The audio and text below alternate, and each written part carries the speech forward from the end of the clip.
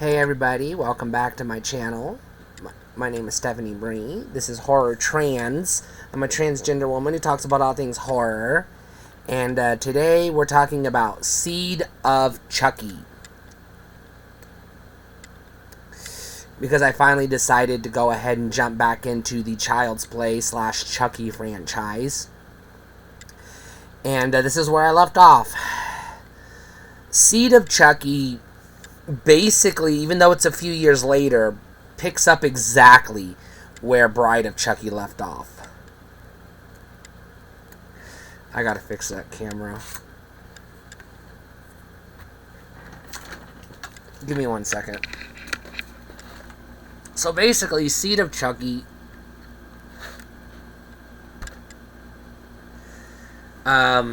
picks up a few years after Bride of Chucky,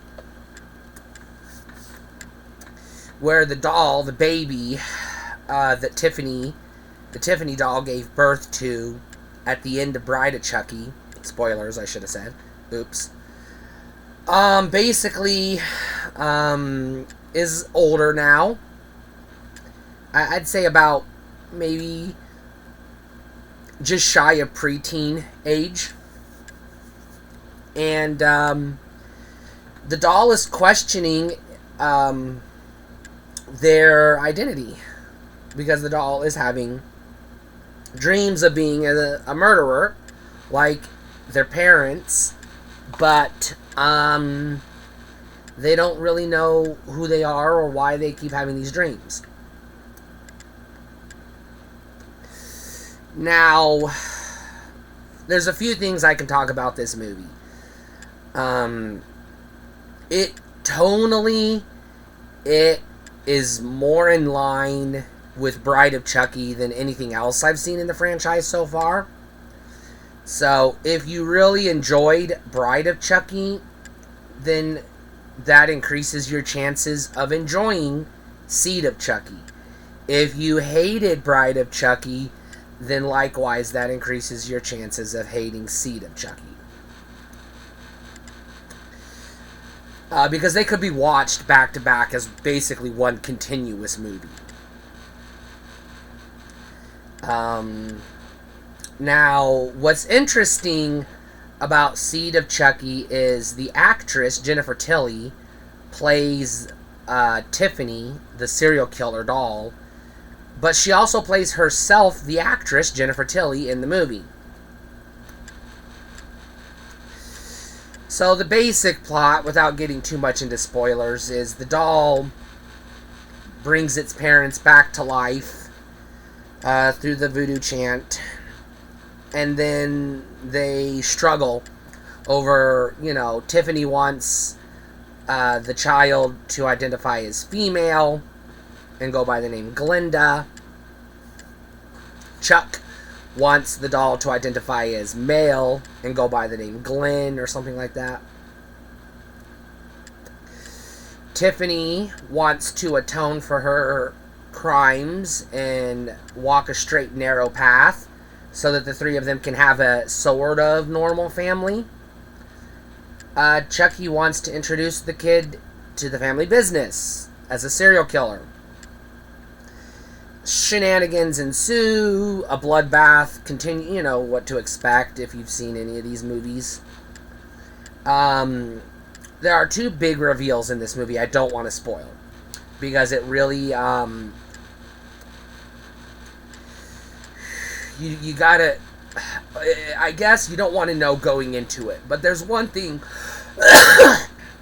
I do want to spoil, technically, and that's the doll's gender identity, the child, because a lot of people get this wrong, and I've heard people refer to the doll as non-binary. Now, non-binary is under the trans umbrella.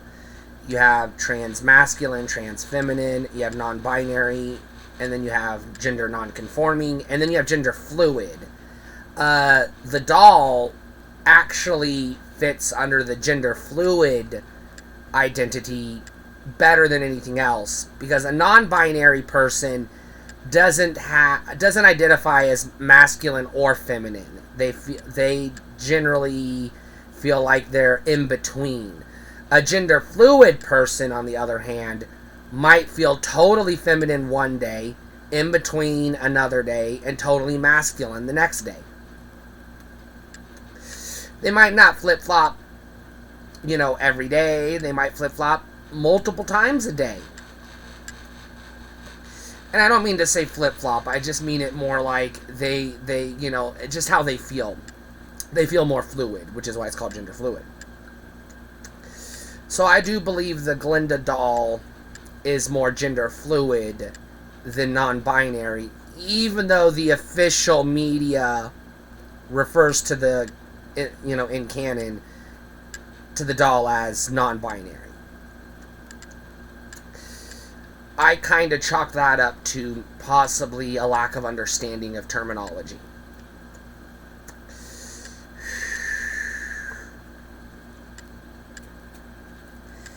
However, it's not a central plot point. I mean, it comes up. It is relevant to the story, but it's not like the outcome of the movie wouldn't change if that situation wasn't what it was. If the doll was fully masculine or feminine, either way, the events that transpire, except for like the very, very ending, would pretty much still transpire as they did. So like I said, it's a plot point. It's just not crucial to the overall story. Now, as a trans woman who has non-binary and gender fluid friends, I have mixed feelings about the doll being gender fluid. Obviously, it's representation. And the doll, I'm just going to say Glinda, I guess, because that's the name they choose for themselves towards the end of the movie, does ultimately dabble in murder. Spoilers, I guess. But then has it, so that's what we would say imperfect representation, because a lot of trans representation in media, especially in horror, unfortunately they do tend to be the villain. So while Glinda is not the villain of the movie, obviously that's Chucky, there's still an imperfect representation of a gender fluid trans individual. That being said, I still highly, highly recommend this movie. I think you're going to have a blast watching it.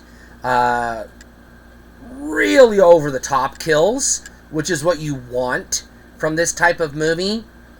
Bonkers over-the-top, cheesy as fuck acting, which is another thing you want from this type of movie. And just balls to the walls crazy. And non-stop. I mean, you get the title card, and then bam, bam, bam, end credits, and you're like, wow, that was a rush of adrenaline. And it doesn't slow down for a microsecond. It just non-stop. Perfectly paced. It just, it does what it needs to do. It gets the job done. And then it doesn't overstay its welcome. It's like, all right, I said what I got to say, and now, roll credits, clap if you want, and see you next time. I definitely recommend this one as a buy, which, has been, I believe, my rating for most of the Chucky films, because I tend to enjoy these films tremendously. And I think other people do too, because they are incredibly popular. Stay cool.